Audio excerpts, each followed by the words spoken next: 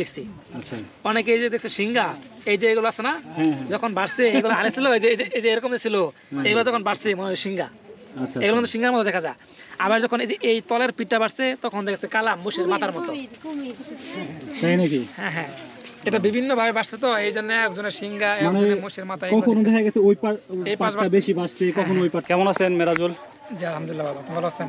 আলহামদুলিল্লাহ। আসলে আজকে তো এটা মানে তোলার সময় কি ছিলেন? জি আমি ছিলাম, আমি এখানে বসেছিলাম। আচ্ছা, একটু বিস্তারিত বলেন যে এটা উপর দিকে থাকছে আপনি এটা সকাল থেকে অনেক লোক আসছিল, আইসা বসে আসছিল দেখার জন্য, অনেকেই দেখতে পারে নাই। তো যখন 1টা-1:30টার দিকে আপনার ফুলবাড়িয়া থেকে 4জন ছেলে আসে, একে দেখার জন্য আসে আর কি, পলাশতলী থেকে আসে দেখার জন্য। তারা নাকি মোবাইলও দেখছে, ওখানে তারা বুঝতে পারছে যে এটা একটা ডুম হতে পারে। তারা ওখান থেকে এখানে নামবে এই সিদ্ধান্ত নিয়ে এখানে আসছে। আসার পরে তারা 4জন মিলে নামছে। নামার পরে কতক্ষণ খোঁজাখুঁজি করছে, পারে নাই। পরে একজনের পাওয়া বাজছে, বাজার পরে তার 3জনকে ডাক দিছে, কয় এই জায়গায় তোমরা আসো, আমার পাওয়া কিছু একটা বাজছে, মনে হয় এই জায়গায় কিছু একটা আছে। পরে তাদেরকে নিয়ে এরা পরে যখন তুলে, তো পরে আমরা দেখতে পারি যে একটা তালের ডুঙি আর কি। পরে আমরা সহযোগিতা করে এটা উপরে তুলি আর কি।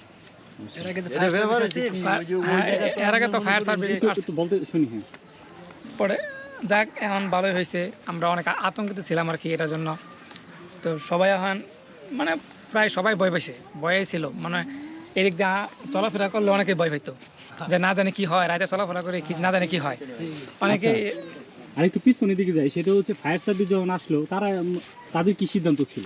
তাদের সিদ্ধান্ত ছিল যে তারা বলছিল মনে হয় কোনো একটা কাঠ হইতে পারে, এটার ভিতরে গ্যাস জমছে, গ্যাস জমার কারণে যখন গ্যাসটা মানে বেশি পরিমাণ হয়ে যায় তখন এটা বাইসে ওঠে, আবার এই গ্যাসটা কমে যায় তখন তল হয়ে যায়। পরে তারা বলছিল যে যারা পুকুরে শরিক আছে তাদের সাথে আলোচনা করে এটা যদি পানিটা হিসা ফেলা যায়, মানে পানিটা যদি সেচ দেওয়া যায়, তাহলে এটা তারা দেখতে পারবে কি জিনিসটা কি। তাদেরকে বলা হয়েছিল যে আপনার নামে দেখেন এখানে কিছু আছে কিনা। তারা বললো তাদের তো এটা কাজ না, তাদের হলো উদ্ধারের কাজ।